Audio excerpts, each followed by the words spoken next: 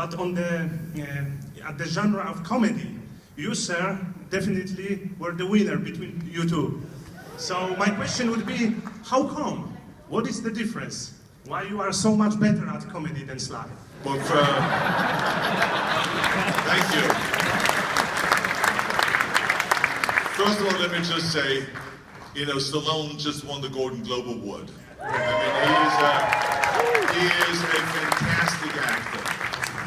But he and I were at war in the 80s.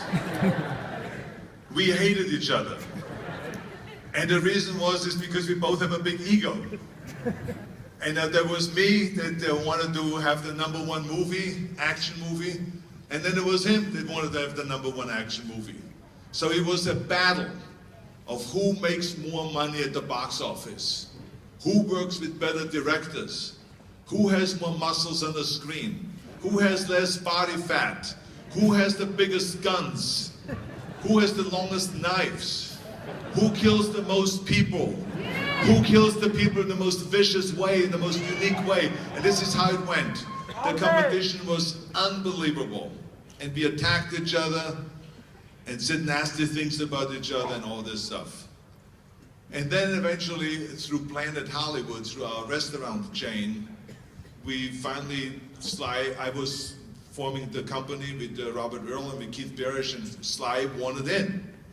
And so he went to his lawyer, who happens to be also my lawyer, right? So everything is a conflict of interest in Hollywood, right? So there's the same lawyer as the studio's lawyer also, and the agent's lawyer. So everything is a conflict of interest there. But the bottom line is, I said to the lawyer, absolutely he can come in, because I thought that would break the ice, and we will finally get together and have something in common, the restaurant business.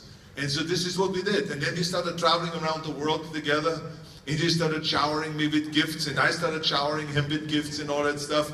And you know, then we realized that we really used each other as a motivation. So we hated each other, but it was a means of a motivation.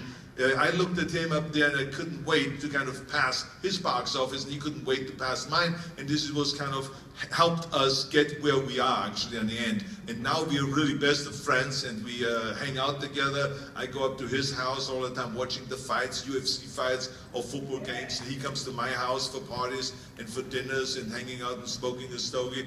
And you know, I admire his art. You know, he's a great painter.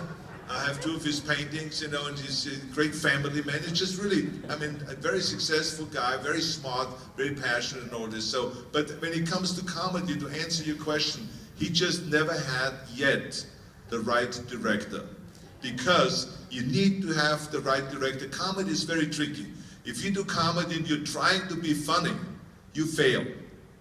It has to be the circumstances that make people laugh, and not you when you're trying to be a comedian. It doesn't work. So this is, he never had anyone there, and this, you know, in his movies, he attempted it. Nothing wrong with that. You fail, nothing wrong with that. Like I said earlier, as long as you get up and you get going again. Remember, the difference between the loser and the winner is the loser stays down.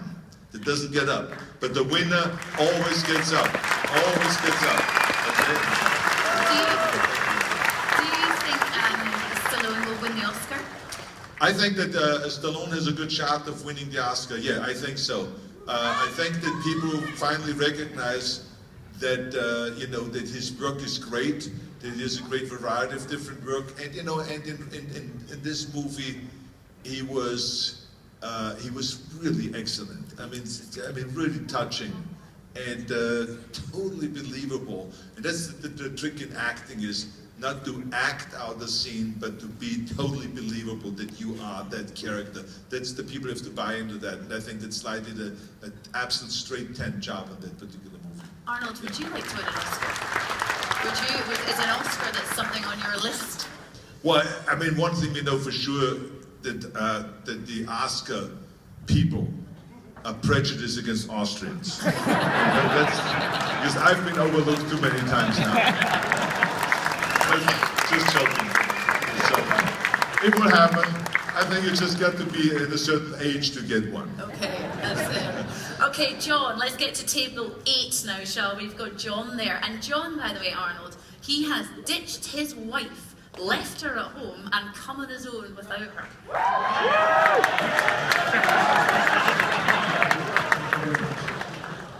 Arnold, how are you doing? Terrific, thank you. Thank you. I've printed this off, my question, in case I got a bit nervous.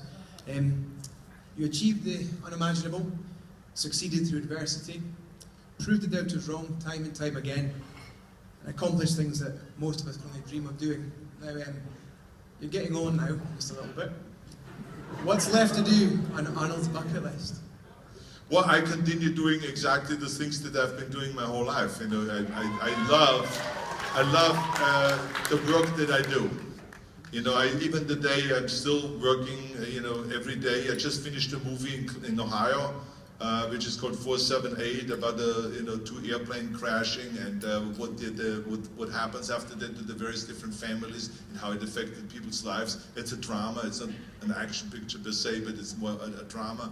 And now, just literally a few days later, I'm over here, you know, doing the various different speaking engagements, and then I'm flying to Austria to watch the Hahnenkamm race, which is the most dangerous downhill race, ski race in the world, and hand out the trophies there. They asked me to hand out the trophies for that. Then I go right back to start The Apprentice, because as you know, I took over Donald Trump of The Apprentice. So I'm doing that show, and then after that I do a movie, and so it's like continuing on, but at the same time, I think what has always been very important to me is that besides doing movies, to also go and to do public service. And I'm today more committed than ever to the environment.